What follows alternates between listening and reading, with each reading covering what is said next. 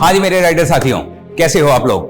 तो आज जो हमारा पॉइंट ऑफ डिस्कशन है वो है पेरिस ब्रेस्ट पेरिस, एक ऐसी प्रेस्टिजियस राइड जो कि 4 साल के अंदर रिपीट होती है और उस पर्टिकुलर राइड के अंदर पार्टिसिपेट करने के लिए ग्लोबली जितने भी राइडर्स हैं, इंड्योरेंस राइडर, वो प्रिपेयर करते हैं और फिर यहां पर आकर अपनी जो एक टाइप का टेस्ट है, इंड्योरेंस का टेस्ट है, वो देते हैं।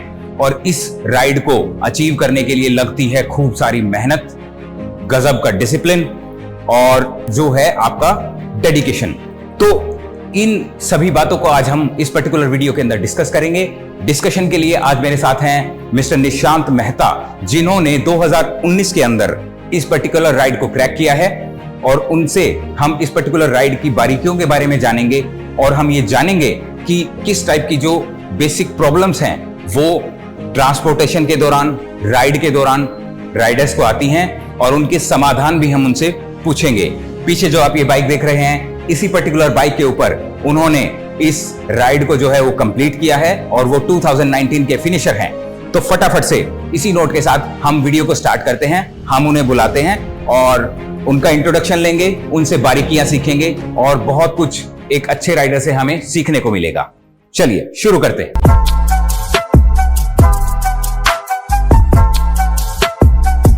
Hi riders, this is Nishant Mehta and today we'll be discussing about Paris Red Paris in this video.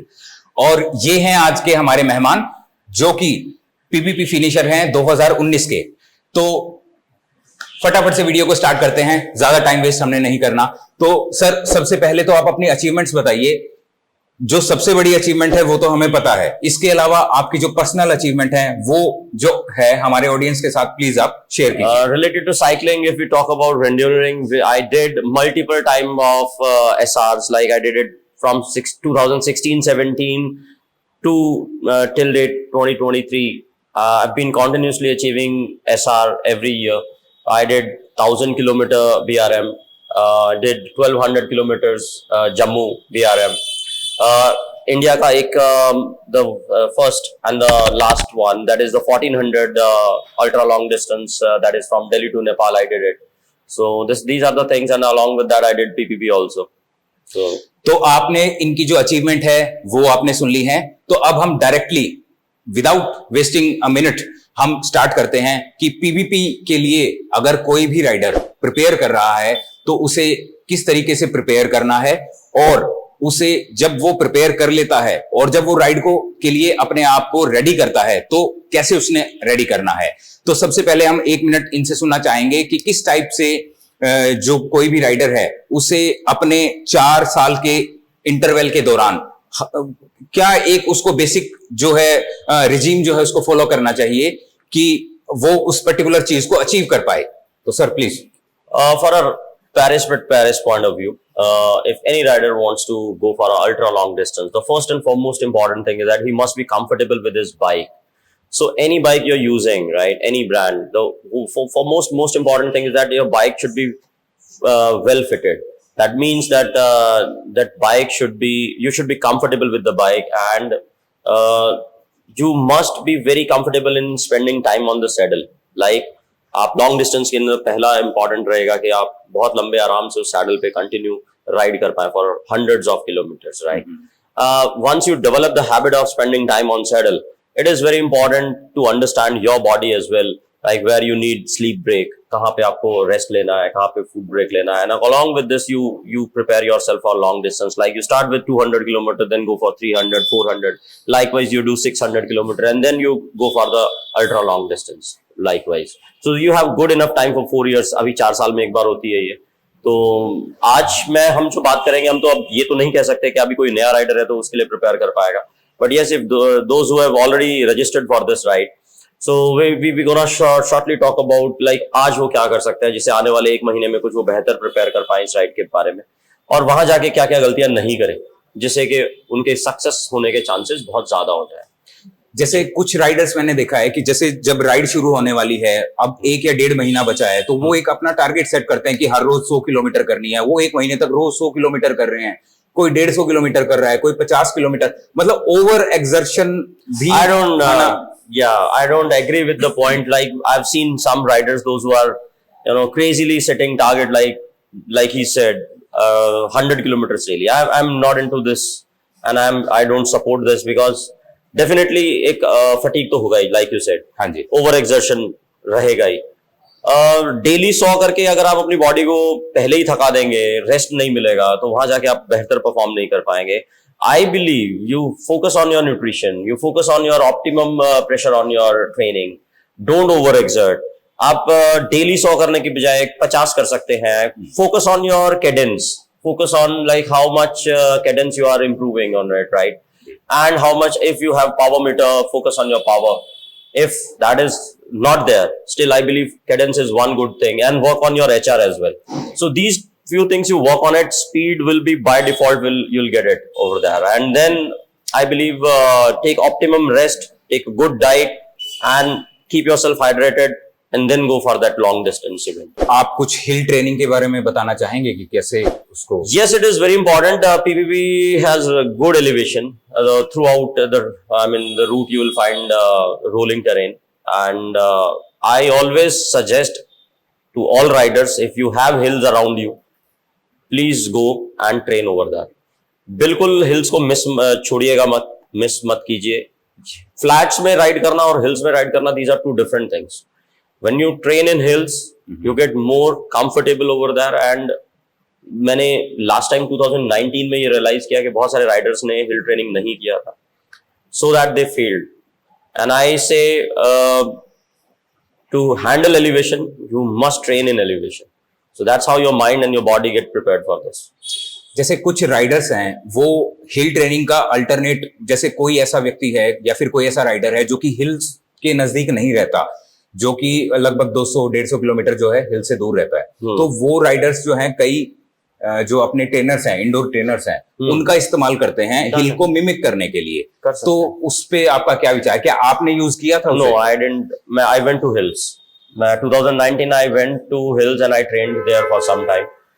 See, if in any case you don't have hills around you, आपके पास कुछ अगर ऐसा छोटा सा पैच है जिसमें आपके पास मल्टीपल फ्लाईओवर्स है, repeat that those flyovers with your full potential. So treat that as a small part of that hill, right? And you climb that flyover multiple times throughout that training, and that will definitely will help you. Yes, some riders may not be having trainer with them, so जिनके पास नहीं है trainer उनके लिए तो ये बेहतरीन है. जिनके पास ट्रेनर है, definitely they can train well. आप you can, if you have a smart trainer and you accordingly you can choose the terrain, you can choose the route and then train accordingly. So that is also a very good option. But कुछ लोगों के पास अगर trainer नहीं है तो इस तरह से भी आप प्रिपेयर कर सकते हैं. ठीक है जी. तो ये था एक टाइप का इंट्रोडक्शन कि आपने प्रिपेयर कैसे करना है. अब क्योंकि जो राइडर है वो जाने के लिए रेडी हो चुका है, तो अब हम इसका सबसे पहला पार्ट हम शुरू करेंगे.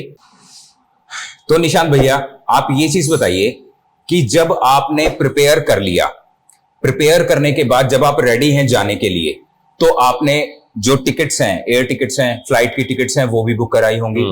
और बुकिंग से लेकर और जब तक आप उस होटल के अंदर पहुंचे, तो वहां तक का एक्सपीरियंस और उसमें आने वाली प्रॉब्लम्स, उनको डिस्कस कीजिए ताकि जो नए राइडर्स हैं उन्हें थोड़ा सा गाइडेंस मिल पाए और वो मिसलीड ना हो किसी भी दूसरी गाइडेंस से. चलिए, अभी मैं ये एक्सपेक्ट कर रहा हूँ कि जो भी अगर पीपीपी के लिए अभी जाने का प्लान कर रहा है 2023, तो उन्होंने सब चीजें कर ली होंगी, होटल बुकिंग, टिकट्स, सब हो गया होगा. So let's talk about straight कि आप एयरपोर्ट से अपने पेरिस में होटल का बेस्ट वे क्या है. तो आपको एयरपोर्ट से, आपको जैसे हमारे यहाँ से मेट्रो कनेक्टेड है दिल्ली एयरपोर्ट से, उसी तरह से पेरिस में भी आपको वहां से ट्रेन कनेक्टेड है, मेट्रो कनेक्टेड है. So the best way is that कि आप अपने मेट्रो या ट्रेन यूज करें. बहुत पैसा बचता है क्योंकि फ्रांस में टैक्सी इंसेनली कॉस्टली है, right? So I don't prefer कि मैं टैक्सी से ट्रैवल करूं. बेस्ट है आप मेट्रो से ट्रैवल करें. They have a wonderful metro network like Delhi जैसे हमारे पास जी. So number 1. नंबर 2, बहुत सारे राइडर्स अभी कार्डबोर्ड बॉक्स में लेके जाएंगे अपनी बाइक को. आई सजेस्ट आप या तो हार्ड केस बॉक्स यूज कर लें, या अगर हार्ड केस का बजट नहीं है या नहीं अरेंज हो पा रहा है अभी, क्योंकि इंडिया में सेवेबिलिटी भी इशू रहता है, आप सॉफ्ट केस ले सकते हैं. सॉफ्ट केस बन भी जाता है, कस्टमाइज हो जाता है. और अगर वो भी अवेलेबल नहीं है तो आपको बाय डिफॉल्ट आपको फिर कार्डबोर्ड बॉक्स में ही आना पड़ेगा। ठीक है। कार्डबोर्ड बॉक्स में एक इशू ये आता है कि जब आप मेट्रो में ट्रैवल करते हैं तो sometimes they treat it as a cargo, उसको आप अलाउ नहीं करते हैं, सो फिर आपको टैक्सी लेना पड़ेगा, that will be really costly. So I suggest आप कोई भी बैग यूज करें and that will save a lot of money for you. और प्लेन के अंदर जैसे हम बाइक लेके जाते हैं तो उसका जो लगेज का जो वेट है, उसका लिमिट, उस वहां कैसे इसको हमें बुक करवाना है? Mostly airlines sports equipment category में आपको बाइसिकल अलाउ करती हैं। Few of the airlines they charge something and as per their luggage policy आप उसमें पढ़ सकते हैं, और कुछ एयरलाइंस फ्री ऑफ कॉस्ट लेके जाती हैं। उसके डायमेंशंस हैं, उसके जो जितने भी ये बॉक्स हमारे हैं, जो हमारे स्टैंडर्ड बॉक्स आते हैं, बाइसिकल बॉक्स आते हैं, ये उसी डायमेंशन के हिसाब से बने होते हैं। So you need not to worry about it. Just एक चीज जो आपको करना है कि आपको अपने फ्लाइट जो आपका डेट है जिस दिन फ्लाई करेंगे, उससे एटलीस्ट 10 से 15 दिन पहले आप एयरलाइन को इन्फॉर्म कीजिएगा कि that you are travelling with your bike, so that they keep a space for your bike. Because बहुत सारे लोग ट्रैवल करेंगे, मैंने ऐसा लास्ट टाइम भी देखा था, जब एक ही फ्लाइट में अगर 30 से 40 अगर राइडर्स जा रहे हैं तो 30-40 बाइक बॉक्सेस को अरेंज करने में चैलेंज आता है। सो वहां पे एक बहुत बड़ा चैलेंज आता है। So do inform your airline that you are travelling with your bike, number 1। Number 2, in case if they are asking for extra luggage charge, आप उनसे पहले से डिस्कस कर लीजिए कितना रहेगा, और definitely you can buy extra luggage before you check in, so वहां से भी पैसा आप बचा सकते हैं। थर्ड, बहुत सारी एयरलाइंस फ्री में बाइसिकल को लेके जाती हैं, और इंटरनेशनली मैं जब लास्ट टाइम गया था तो I didn't paid for anything, आना जाना मेरा कोई बाइसिकल का एक्स्ट्रा चार्ज नहीं लगा। कौन सी एयरलाइन आपने? मैंने एयर इटालिया लिया था, और it's a budget airline I think. आज भी बहुत सारी एयरलाइंस स्पोर्ट्स इक्विपमेंट में बाइसिकल फ्री लेके जाती हैं, यूरोप में तो ये आराम से चलता है। ठीक है जी। तो जैसे ही अब राइडर ने अपनी टिकट्स बुक करवा ली हैं, टिकट बुक करवाने के बाद उसने जो अपनी बाइसिकल है उसको एयरलाइन को इन्फॉर्म कर दिया है, बाइसिकल को ले लिया है, तो जब वो एयरलाइन के अंदर उसने यूज करके वो पेरिस पहुंच गया है, तो पेरिस पहुंचने से पहले उसे कोई ना कोई होटल की भी बुकिंग करवानी होगी, तो उसके बारे में थोड़ा सा गाइड कीजिए कि किस तरीके से, कितने दिन पहले वो बुकिंग करवाए और क्या किन चीजों का वो ध्यान रखे। डॉक्टर संचित, अभी तो मैं ये एक्सपेक्ट कर रहा हूं कि बहुत सारे राइडर्स ने बुकिंग करा लिया होगा होटल का बुकिंग, बट अगर नहीं कराया तो आई strongly suggest look for a hotel which is nearest to the metro station. Note it, please. So अगर आपका होटल किसी भी ट्रेन स्टेशन या मेट्रो स्टेशन के नियरेस्ट है तो डेफिनेटली आपको बहुत पैसा बचने वाला है आपका, क्योंकि डेफिनेटली आप कहीं घूमने जाएंगे तो आपको ट्रेन का जरूरत पड़ेगा, तो टैक्सी नहीं लेना पड़ेगा। हाँ जी। So number 1। नंबर 2, अगर करा लिया है ऑलरेडी तो कोशिश कीजिए कि नियरेस्ट, अगर आपको ट्रेन स्टेशन अवेलेबल नहीं है तो आप नॉर्मल बस यूज करें, तो public transport is easy over there and it is available, सस्ता है। टैक्सी तो it's a last resort I believe. Most important thing before I'll suggest, जो आपके स्टार्टिंग डेट से पहले जी, हम राइडर्स में मैंने देखा 2019 में people are not disciplined about their diet, about their rest। होता क्या है कि आप 5 दिन पहले गए आप पेरिस या 6 दिन पहले गए, so in these 6 days आप अपना डाइट मिस करते हैं, and that really affects your performance in the event. Number 1. Number 2, रात को अगर आप पार्टीज कर रहे हैं, I suggest please don't drink, क्योंकि अगर आप ये सब करेंगे तो डेफिनेटली आप परफॉर्म नहीं कर पाएंगे बेहतर, और that will lead to DNF और लेट फिनिश। तो my strong suggestion to all rider is that please be discipline over there and don't booze for at least before starting the event. Once you finish the event then you have good time to celebrate. ठीक है, यानी कि अब आपने ये चीज बताई है कि आपने एक particular considerable period of time के पहले आपने बुकिंग करानी है होटल की, लेकिन होटल का जो बुकिंग है वो आपने कोशिश करनी है कि एयरपोर्ट के नजदीक हो जी, लेकिन जो एयरपोर्ट के नजदीक नहीं, ट्रेन स्टेशन के नजदीक। एयरपोर्ट तो बहुत दूर है वहां से, क्योंकि आप सिटी में जब आएंगे तो ट्रेन स्टेशन या मेट्रो स्टेशन के नजदीक ले। देखिए जो स्टार्टिंग पॉइंट स्टेशन के नजदीक हम ले, जी जी, तो जो स्टार्टिंग पॉइंट है जहां से ये इवेंट शुरू होता है वो Rambouillet is quite far from the city. तो अभी अगर मैं ये बोलूंगा कि रेम्बोले के पास आप बुकिंग ले, नहीं मिलेगा, because it is already booked, वो तो एडवांस बुकिंग हो जाता है, पहले ही हो गया होगा। आज तो हम बेस्ट, आपको यही हो सकता है कि जो भी आपको नियरेस्ट मेट्रो स्टेशन से मिल रहा है या ट्रेन स्टेशन से होटल मिल रहा है वो लेके आप ट्रैवल करें स्टार्टिंग। यानी कि ये उस कंडीशन के लिए है जो कि थोड़ा सा लेट बुक कराते हैं जी, और अगर एडवांस में बुक कराते हैं तो फिर जो स्टार्टिंग पॉइंट है जहां से नियरेस्ट अगर आप मिल उसके नियरेस्ट, वो स्टार्टिंग पॉइंट कहाँ है? रेम्बोले है, it's around रेम्बोले, 40 to 50 kilometers from Paris main city, and there is a train direct to the Rambole, RR वहां पे चलता है, रूरल ट्रेन चलता है, और वो आपको सीधा रंबोली स्टेशन पे लेके जाएगा। वहां ठीक से आप है। Starting point is walking. यानी कि अगर कोई एडवांस बुकिंग कराता है सही तरीके से, तो फिर रेम्बोले के नजदीक बुकिंग करवाए, करा सकते और वहां तक पहुंचने के लिए कोशिश करे कि जो ट्रांसपोर्ट है, यानी कि जो पब्लिक ट्रांसपोर्ट है, उसका इस्तेमाल करे, जिसके अंदर मेट्रो और बसेस हैं। वहां पर वो अपनी जो बाइसिकल है और जो अपना लगेज है काफी सस्ते में लेके जा सकता है, बजाय की टैक्सी के। जी, इन्हीं चीजों पर यही बात आप कहना चाहते हैं? जी, मैं यही कहना चाह रहा हूँ। ठीक है। इसके अलावा कुछ और, यानी कि होटल तक पहुंचने के लिए कुछ और बेसिक, जहां पर जो हमारे राइडर का है पैसा बच सके, समय बच सके, कुछ और पॉइंट? सो होटल बुकिंग के लिए मैं आपको ये कहना चाहूंगा कि अगर आप पहले से ऑलरेडी प्लान कर चुके हैं, it's wonderful, now you have already done it. But if you have not done it till now, so I suggest look for a metro station, train station nearest to your hotel. If that is not available, at least a bus station. Even if that is not available, there should be a walking distance to that. और ये सब करने के बाद आपका बहुत पैसा बच जाएगा। टैक्सी से आप दूर रहिएगा तो पैसा बचेगा डेफिनेटली वहां से। ठीक है। तो ये था सबसे पहला पॉइंट, सबसे इंपॉर्टेंट पॉइंट, जहां पर राइडर को कुछ बातें जो हैं वो ध्यान रखनी है होटल में चेक इन करने के अराउंड और अपने ट्रांसपोर्टेशन के अराउंड। अब हम चलते हैं दूसरे सेक्शन में। जब आपकी राइड स्टार्ट होने वाली है, तब आपने किन बातों का ध्यान रखना है? हाँ तो राइडर्स, अब जो दूसरा सेक्शन है वहां हम बात करेंगे, क्योंकि जो राइडर है वो अपने पर्टिकुलर होटल के अंदर पहुंच चुका है और अब वो वेट कर रहा है कि उसने उस राइड को करना है, चाहे वो एक दिन का गैप हो। कई जो राइडर हैं 6 या 7 दिन पहले, 1 हफ्ते पहले भी जाते हैं। तो निशांत भैया, अगर राइडर पहुंच चुका है वहां पर, तो उसने किन बातों का ध्यान रखना है राइड करने से पहले? Common mistake which rider do, right, they don't focus on their food, because जाते ही वहां पे आपका एक तो फूड चेंज हो जाता है। हाँ जी। आपको या तो पैक्ड फूड आप जो इंडिया से लेके जा रहे हैं, MTR के कुछ पैक्स लेके जाते हैं आप, या तो उन पे रिलाई करते हैं जी, या आपको लोकल फूड जो कि आपको शायद नहीं सूट करता या अच्छा नहीं लगता, बिकॉज हमारे टेस्ट बर्ड्स डेवलप नहीं है उस तरह से। हाँ जी। So I suggest keep yourself carb loaded. आप ध्यान रखें कि आप अपनी डाइट को कॉम्प्रोमाइज नहीं करें, बिकॉज आप you need lot of energy for coming week. तो वो चाहिए आपको। घूमना बहुत अच्छा है, घूमे, मगर टाइमली सोएं। रेस्ट बहुत इंपॉर्टेंट है। लोग रात को लेट नाइट पार्टीज में जाते हैं, पब्स में जाते हैं, ड्रिंक करते हैं और फिर सुबह लेट उठते हैं, and it goes on for couple of days, जो जितने भी दिन वो पहले जाते हैं। तो इवेंट से पहले अगर आप ये करेंगे तो प्लीज, इवेंट में फिर आप अच्छा नहीं कर पाएंगे तो डोंट ब्लेम एनीबॉडी, राइट, फिर आपकी गलती है ये। तो मैं सजेस्ट करूंगा सभी राइडर्स को स्ट्रांगली बी डिसिप्लिन। एटलीस्ट आप जाने से पहले ये सब ना करें, इवेंट में जाने से पहले।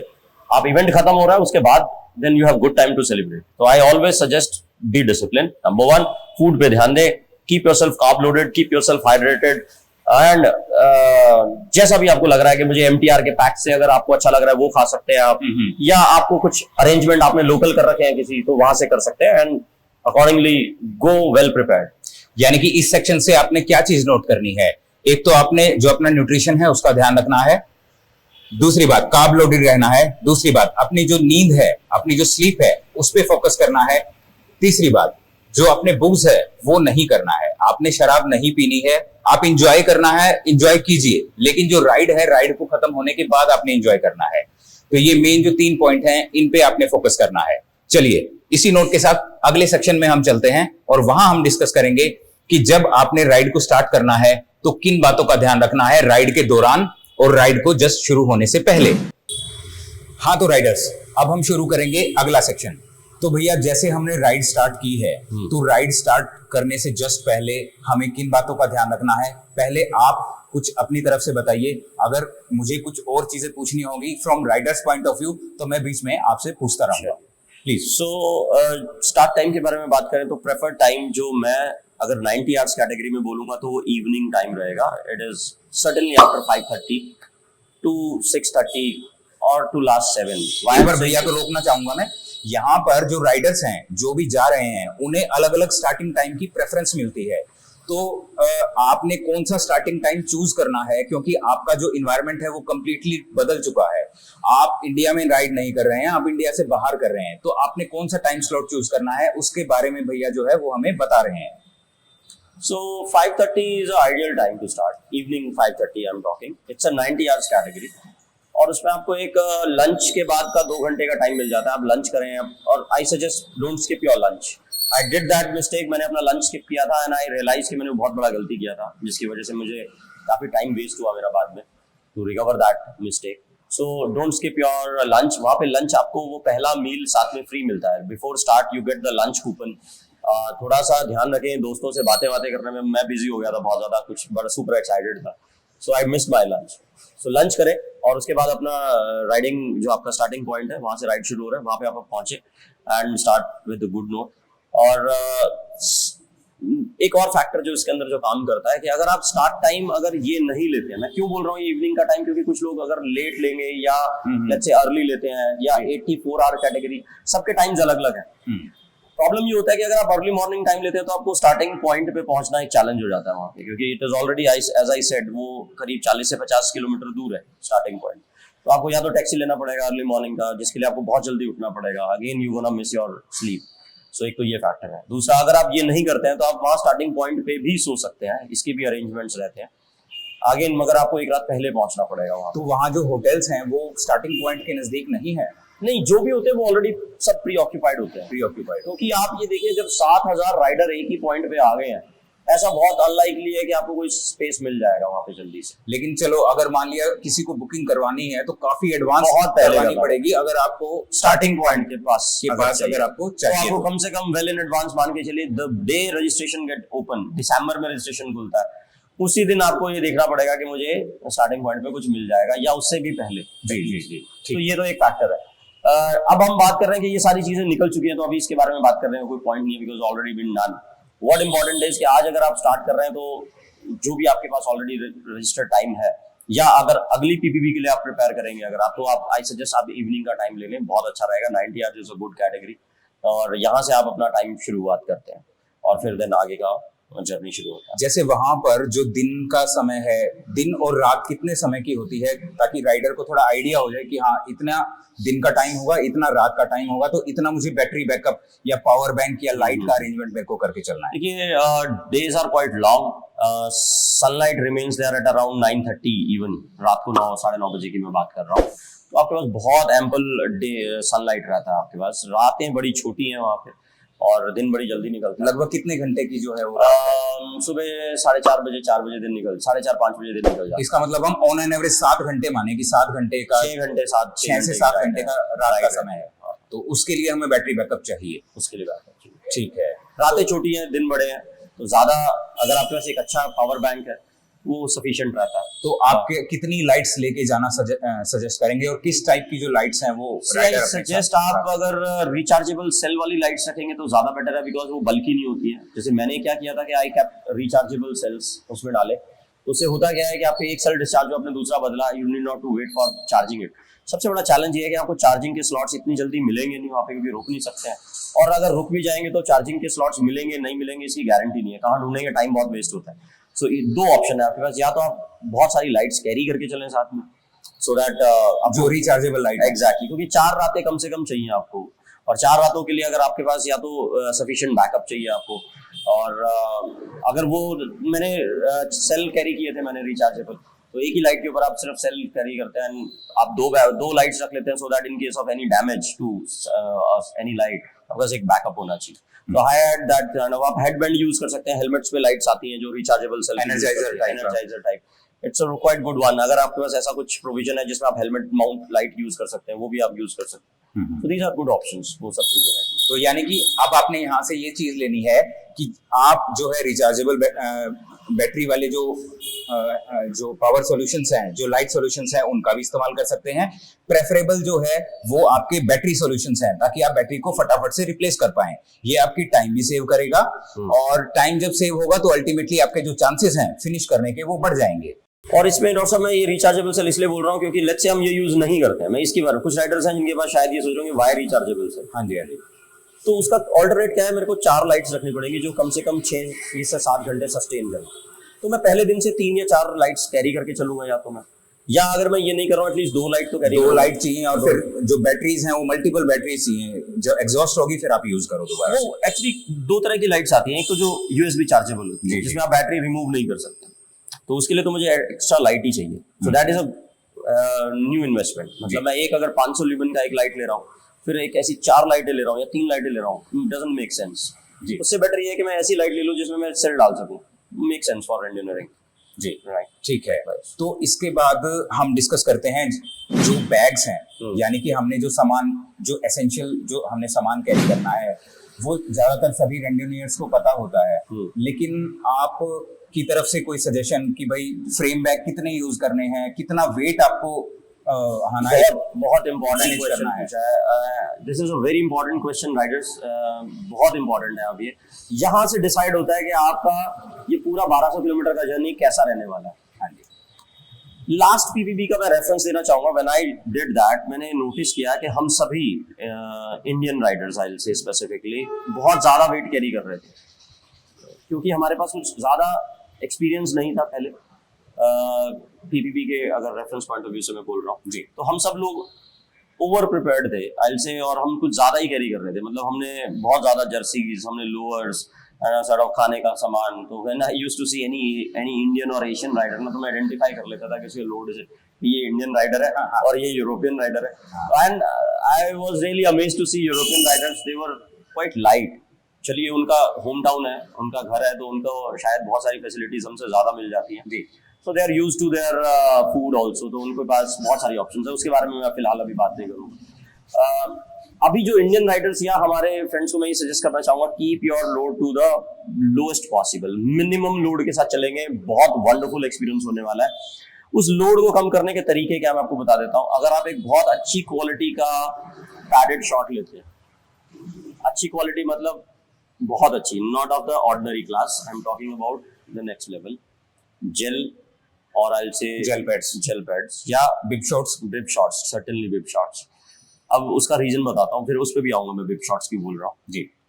अगर एक अच्छी क्वालिटी का अगर आप एक बिब शॉट यूज कर रहे हैं, तो उससे होगा क्या कि आप, मुझे ऐसा लगता है कि आप उसको 2 दिन यूज कर सकते हैं, राइट, क्योंकि टेम्परेचर बहुत कम है जी। बहुत ज्यादा स्वेटिंग जैसे इंडिया में हमें होती है, वहां नहीं होती है, बहुत गंदा भी नहीं होता।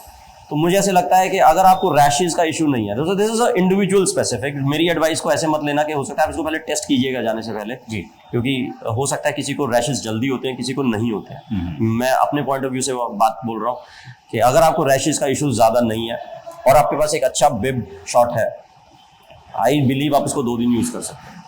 और उसमें भी आप एक ड्रॉप बैग फैसिलिटी यूज कीजिएगा, ये बहुत इंपॉर्टेंट, मैं यहाँ पे पॉइंट बोलूंगा। ड्रॉप बैग बहुत इंपॉर्टेंट, जहां पे भी आपको लग रहा है कि आप विदाउट एनी सपोर्ट आप जा सकते हैं। Let's say Loudeac is a very good point to get a drop bag, 440 पे आता है वो। अगर आप वहां पे ड्रॉप बैग लेना चाहते हैं, ले सकते हैं।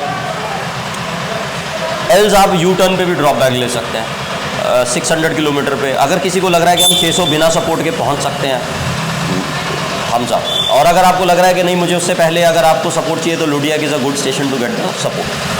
वहाँ पे आप ड्रॉप बैग लेके अपने पावर बैंक को रिप्लेस कर लीजिए, अपने शॉट्स जो आपने रखे हैं, बिब शॉट्स हैं, हाँ बिब शॉट्स हैं, आप चाहें तो चेंज कर सकते हैं, चाहें तो आप लुडियाक जब यू टर्न लेके वापस आएंगे तब भी आप चेंज कर सकते हैं। बहुत इंपॉर्टेंट पॉइंट है डॉक्टर साहब जो आपने बोला अभी, कि मैं ऐसा मानता हूं कि आप जितना लोड कम कैरी करेंगे उतना ही बेहतरीन एक्सपीरियंस आपका होने वाला है जी। तो लोड कैरी कम करने के तरीके क्या है?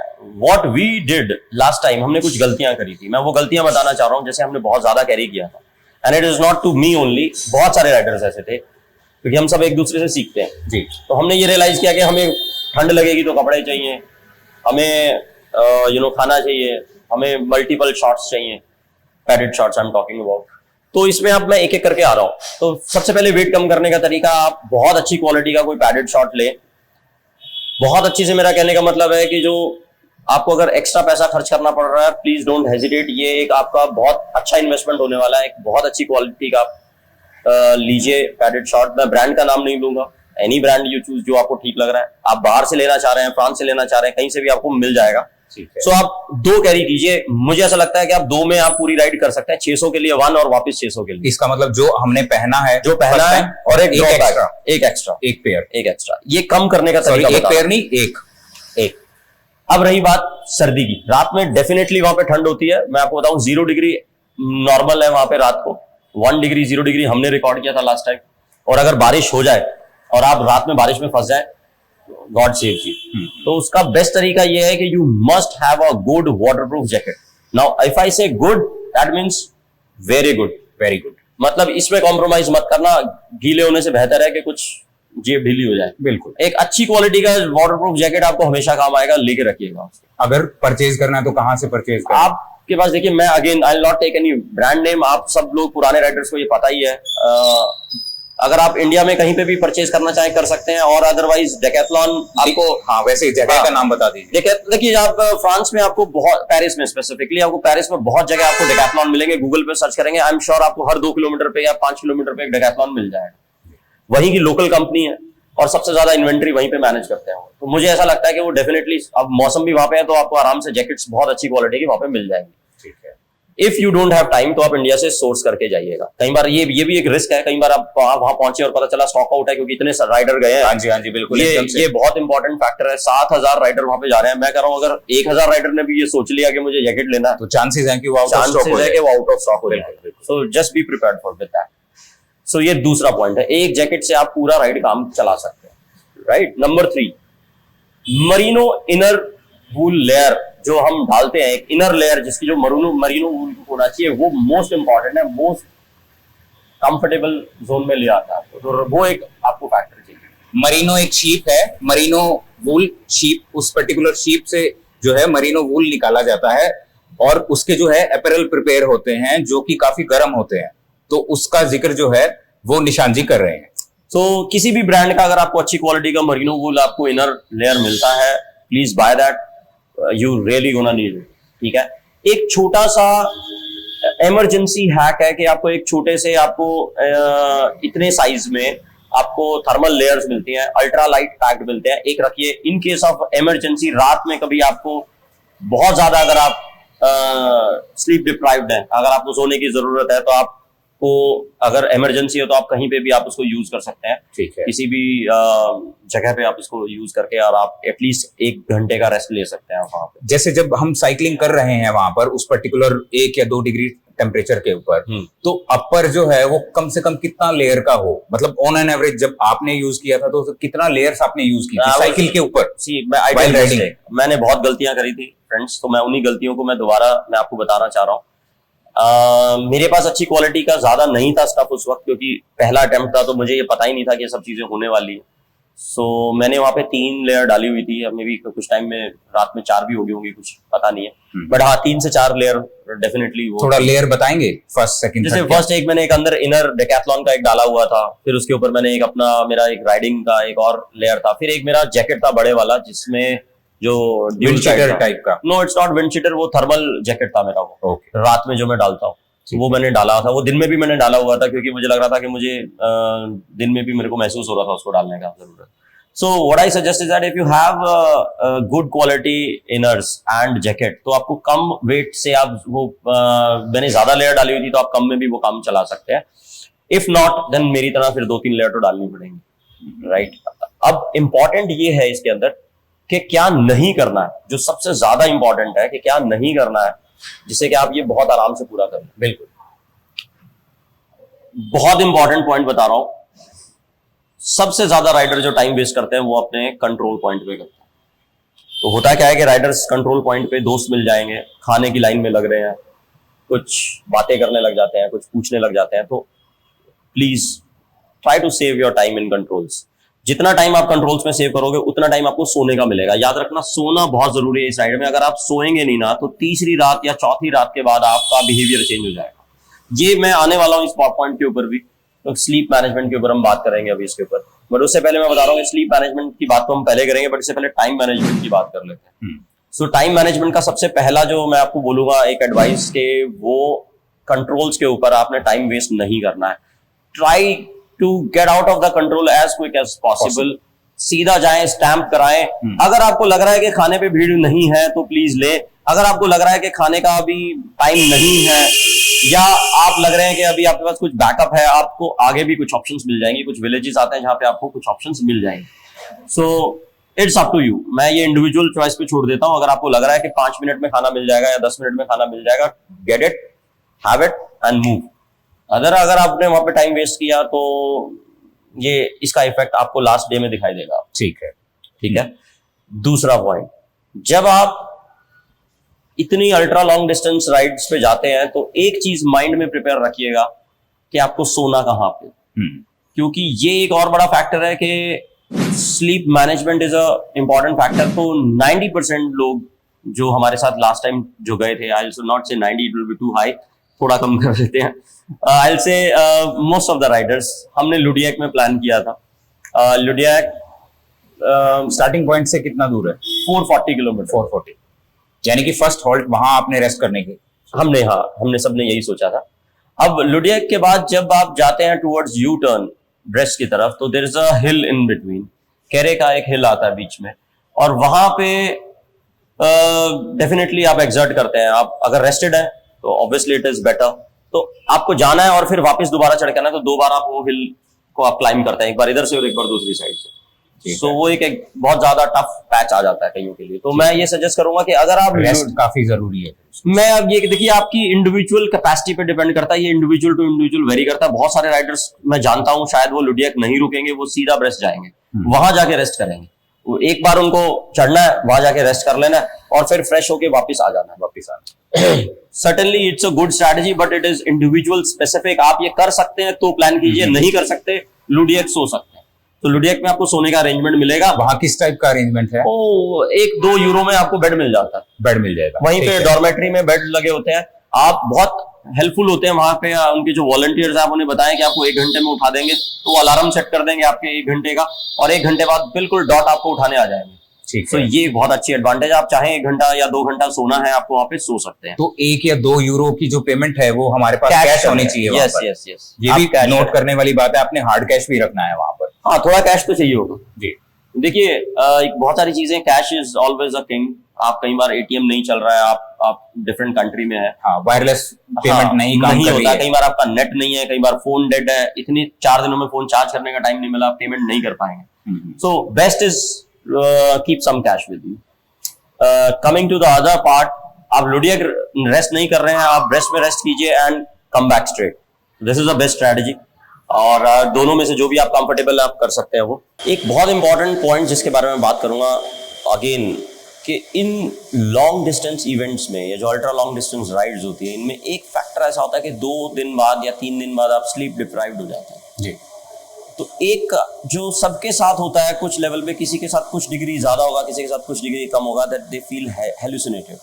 हेलुसिनेशन एक नॉर्मल चीजें हैं जिसमें आपको ये लगता है कि जैसे कुछ अचानक से आपको कुछ डिफरेंट दिमाग में थॉट्स आएंगे, कुछ नेगेटिव थॉट्स आएंगे, कुछ होता है कईयों को एकदम से अजीब बिहेवियर हो जाएगा, एकदम से किसी के आगे कुछ ऐसे लगता है आ गया है मगर आता नहीं है, कुछ ऐसे। तो इस तरह से ऐसे लगता है कि जैसे वो गिरने वाले हैं मगर गिरेंगे नहीं। तो ये माइंड के डिस्टॉर्टेड थॉट्स आते हैं आपको, ये होता है लैक ऑफ स्लीप की वजह से। तो इसीलिए मैं बोल रहा हूँ कि आप थोड़ा टाइम निकाल के अपनी एवरेज स्पीड को मेंटेन रखिएगा, कोशिश कीजिए कि आप कैडेंस पे ध्यान दें इस 1 महीना पूरा, और दूसरा कम टाइम वेस्ट करें जिससे आपको सोने का टाइम ज्यादा मिले। आप ज्यादा सोएंगे तो ये फैक्टर कम होंगे। अगर आप सोने पे ध्यान देंगे, स्लीप मैनेजमेंट की तरफ मैं लेके जा रहा हूं आपको। मेरा कहने का मतलब ये है कि थोड़े शॉर्ट ब्रेक्स में आप नैप्स ले सकते हैं, छोटे छोटे मैनेज कर सकते हैं। सबका अपना बिहेवियर होता है, कुछ लोग रात में कंफर्टेबल होते हैं, कुछ लोग दिन में कंफर्टेबल होते हैं राइड करने में। कुछ लोगों को ये लगता है कि हम छोटे नैप लेके, पावर नैप्स लेके रिकवर कर लेते हैं, कुछ को 1 घंटा का ब्रेक चाहिए। तो ये individual to individual rider vary करता है। My point is that to avoid hallucination, to avoid deprive of sleep, take a short breaks in that. और ये इसलिए भी जरूरी है क्योंकि एक सेफ्टी हजार्ड हो जाता है। जब आप नींद में हुए हैं और चलते चलते सो जाएंगे तो आपके गिरने के चांसेस ज्यादा होते हैं। बिल्कुल। हमारे यहाँ पे लेफ्ट साइड राइडिंग है, वहां पे राइट साइड राइडिंग है, तो राइट साइड चैलेंजिंग है। तो हमारा जो ब्रेन है that is accustom to left side riding. तो बाय डिफॉल्ट मेरे साथ ऐसा होता है कि मैं लेफ्ट साइड ही जाता हूँ, right. So this is very important. जब आप राइड करेंगे वहां पे तो कीप दैट इन माइंड कि आप राइट साइड राइड कर रहे हैं, तो क्रॉसिंग्स पे आपको ध्यान रखना है इन चीजों के ऊपर। खासकर 2 दिन बीतने के बाद आपने डिफॉल्ट मोड पे आने की कोशिश करेगा दिमाग, और क्योंकि हम यहाँ पर लेफ्ट साइड में चलते हैं तो एकदम से ऐसा एक चांसेस हैं, इस बात के चांस हैं कि आप उस डिफॉल्ट मोड में आते हुए आप राइट की बजाय लेफ्ट साइड की तरफ जाएं, जो कि खतरनाक हो सकता है। एग्जैक्टली, बिल्कुल खतरनाक हो सकता है। Be conscious about it. Group में अगर आप हैं, 2-3 आपके फ्रेंड्स हैं साथ में, तो इसके पॉजिटिव और नेगेटिव पॉइंट्स होते हैं, मैं फिर इसके बारे में दोबारा हम बात करेंगे। फिलहाल मैं ये इसलिए कहना चाह रहा हूं कि अगर आप 2-3 राइडर साथ में हैं तो एक दूसरे को जगाते रहे, एक दूसरे को एंगेज रखें, एक दूसरे से बातें करते रहें, पॉजिटिवली मोटिवेट करें, और इससे आप थोड़ा सा नींद को अवॉइड कर सकते हैं। ठीक है। और हालांकि इतनी लंबी राइड में बहुत मुश्किल होता है कि आप कॉन्टिन्यूसली एक ही राइडर के साथ चलें, क्योंकि अगर पेस मैच नहीं कर रहा तो आप अलग अलग हो जाए। बिल्कुल। So this is one, right. Third और फोर्थ नाइट थोड़ा ज्यादा क्रिटिकल हो जाता है, कंसीडरिंग आपके पास टाइम भी कम होता है, आप वेल रेस्टेड भी नहीं है, और वहां पे बहुत इंपॉर्टेंट है कि अगर आपके पास नेविगेशन टूल है, राइट, पहले 2 दिन आपको ज्यादा महसूस नहीं होगी इसकी जरूरत, क्योंकि सभी लोग एक डायरेक्शन में जा रहे हैं, राइट। तो आपको पता है कि मुझे पेरिस से ब्रेस्ट की तरफ जाना है। फिर एक पॉइंट ऐसा आएगा कि जहां से आप बाहर निकल रहे हैं तो दोनों रास्ते, एक पेरिस की तरफ जा रहा है, एक ब्रेस्ट की तरफ जा रहा है, और 2 दिन तक तो ये ठीक है। फिर कुछ थर्ड दिन में ऐसा होगा, कुछ राइडर आपको इधर जाते दिखेंगे, कुछ इधर जाते दिखेंगे। हाँ जी। वो होता है जब यू टर्न के पास होते हैं जब। तो वहां पे ना अगर आप स्लीप डिप्राइव्ड है तो बहुत चांसेस ऐसे होते हैं कि आप ध्यान नहीं देते और आप गलत टर्न ले लेते हैं, and that leads to end of the ride. तो इतना टाइम नहीं होता कि आप उसको रिकवर करके वापस आए, अगर आपको बहुत देर बाद रियलाइज हुआ ये। जी जी। So if you have a good navigation tool, rely on that. आपको नेविगेशन की जरूरत, वैसे तो बहुत बड़ा वहां पे डायरेक्शंस दी हुई हैं, नहीं भी होगा तो भी चलेगा, बट अगर है तो फोर्थ नाइट को वो एक सेवर बन जाता है कि हाँ एटलीस्ट आपको पता है कि आपको कहाँ जाना है, and you are on right track. यानी कि थर्ड और फोर्थ नाइट के दौरान जब आप पूरी पूरे सेंसेस आपके काम नहीं करे, तो वहां कहीं ना कहीं जो आपका नेविगेशन है, यानी कि साइकिलिंग कंप्यूटर जो है वो आपकी हेल्प करेगा, वो फाइल आपकी हेल्प करेगी डायरेक्शन देने में। Exactly, absolutely. सो ये एक और जो मैं पॉइंट कहना चाहूंगा कि अगर आपके पास है तो एक वो अपना रूट फाइल उसमें डाल के चलिए। मल्टीपल स्टेजेस में डालना चाहें या जैसे भी आपको कंफर्टेबल लगता है वो डाल सकते हैं। तो रूट फाइल कहाँ से डालते हैं? आपको मिल जाएगा, प्रोवाइड करवाते हैं? मिल जाएगा आपको, पीपीबी का साइट पे भी मिल जाएगा, otherwise if you have local groups वहां पे भी आपको ये सब, जैसे जो राइडर लॉगिन वो करवाते हैं तो वो लॉगिन आपको लॉगिन के ऊपर भी अवेलेबल होती है। जी मिल जाएगा आपको, रूट फाइल मिल जाएगा, वहां से आप डाउनलोड भी कर सकते हैं। वो डाउनलोड किया, गार्मिन अपने यूनिट के अंदर डालते हैं और फिर उसके बाद उसे स्टार्ट करते हैं।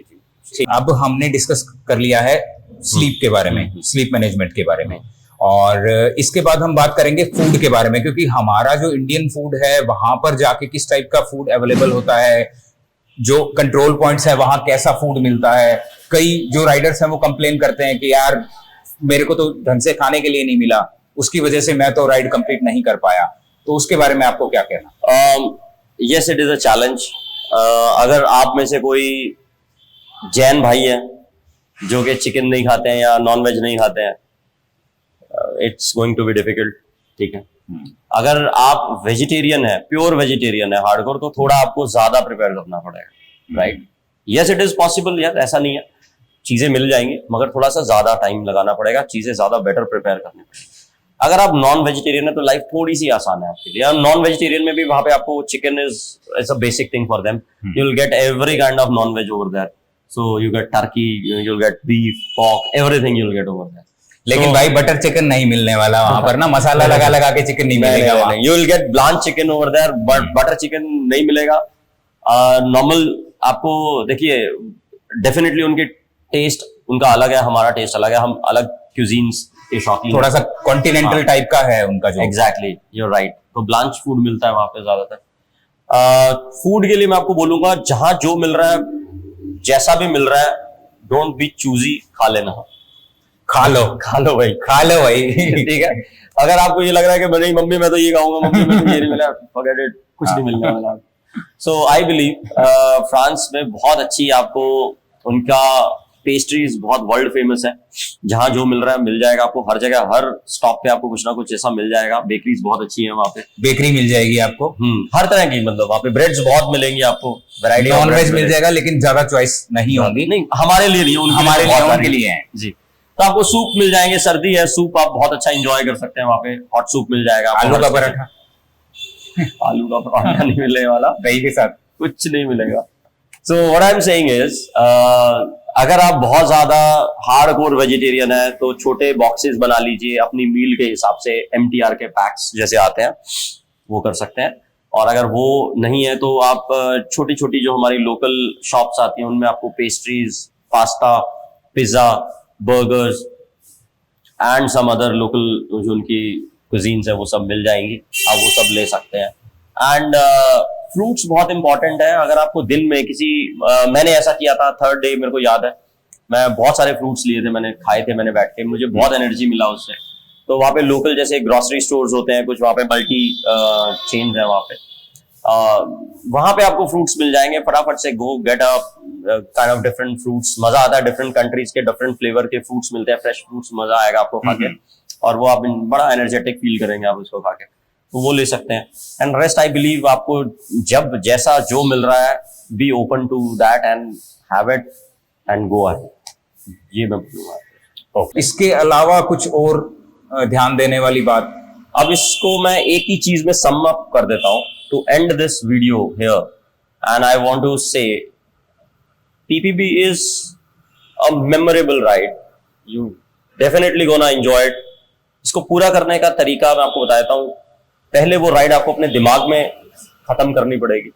You have to be mentally strong, so it is always mind over body.